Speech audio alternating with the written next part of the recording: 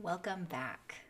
I hope that you feel a lot more confident in how to cook beans and quinoa today, as we will be introducing those next week into what you're eating. Today is going to be the last email that you get from me with this and the recipe video, and then you'll be heading to the store on your own and hopefully cooking up a storm soon.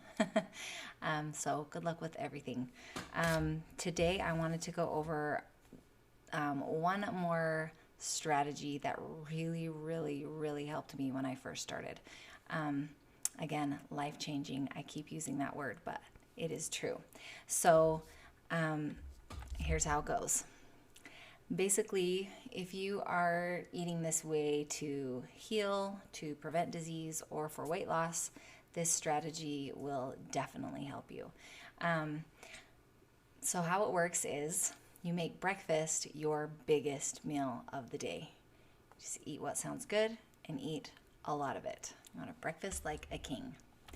And then at lunch, you want to kind of focus on those really good power foods to get you through the day. So your greens, really good veggies with like hummus is a good thing to do here. And then beans, I always usually have a big thing of beans with my lunch in some variation.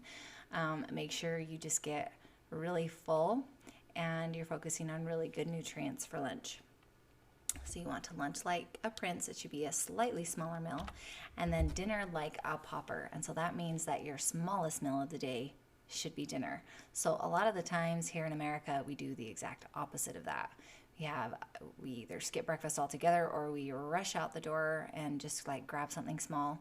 And then we are starving at lunch and maybe don't make the best choices with what to eat. And then we eat a big dinner later in the evening with our family.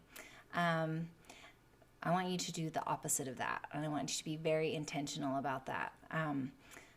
A lot of times if you have soup, it makes you feel really full, but the calorie density is a lot lighter. So even though it feels like a lot, it's actually far fewer calories. For dinner, a lot of people who are trying to eat this way also eat a big salad for dinner. I'm not really a salad person, so I would probably stick with the soup, but you do you and do what works for you. When you're first starting out, you just need to eat according to your hunger. You're not worried about counting calories or making all of these meals small. You won't last if you do that. You need to eat until you're full and just enjoy everything that you're eating. You're eating fruits and vegetables and grains. Your body knows what to do with them. You need to eat them. If you do need a snack, nuts are a great snack, and eating nuts makes you healthier, but you only need a handful a day. If you're eating more than that and you're eating a really processed variation of nuts, you're not going to get the benefit and you're going to pack on a lot more calories. Fresh fruit and veggies with dips is a great thing to do for a snack. And a lot of times, if you're feeling like you're snacky, what you might really be is thirsty. So make sure that you're drinking enough water. I found that the more that I eat this way, I just am not hungry in between meals. I just wait until I feel hungry and then I eat. And once I transition to eating this way, I usually wait until I feel hungry to eat breakfast. So maybe around 9 or 10 in the morning, have a really big breakfast. And then I'm hungry again, 2 or 3 in the afternoon. I eat my next meal, and I'm just really not very hungry at dinner time. I like to eat a lot, and so I just eat until I'm full of all these really good nutritious foods. So I've been surprised how much my constant craving of snacking has really gone away when I'm filling up on all these good nutrients and fiber. When you decide to eat is almost as important as what you eat. And if you've seen some of my other video series, you will know why. It has to do with our circadian rhythm.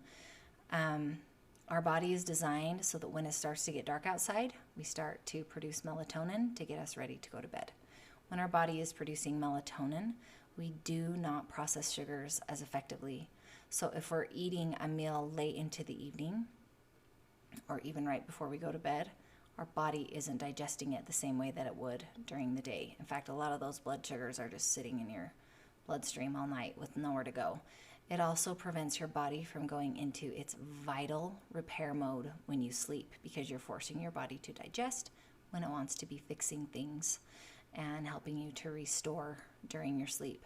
So it's very important to finish your dinner 3 to 4 hours before you go to bed at night. That change alone will make huge metabolic benefits for you. It will just help put your body back in a healthier balance to where it is replenishing and restoring and healing instead of digesting 24/7. So when you first start this, I would suggest, when you feel hungry in the morning, have your big breakfast, have it earlier in the day, and finish your dinner within 3 to 4 hours of when you go to bed. And don't snack in the evening. If you need snacks, have them earlier in the day. Like if you just really need something sweet, which I do a lot, I'll have like a treat with my lunch. And then I just don't eat after dinner because I want to give my body that chance to heal. And you'll just find that your digestion really gets into sync and you won't be as achy and sore and you'll have more energy. This is how our body is built. It's built to eat during our waking hours when we're utilizing those calories that we're eating and not be digesting when we're sleeping so that it can heal. Trust me on this one, or don't trust me and read the circadian code. The link is over in the free resources side of the website. So if you implement, eating a more plant-based lifestyle and then shifting to eat within that proper 8-hour window, shifted earlier in the day instead of later to the evening, you are going to see huge benefits to your health. All right, we'll see you next week. Good luck with your cooking this weekend.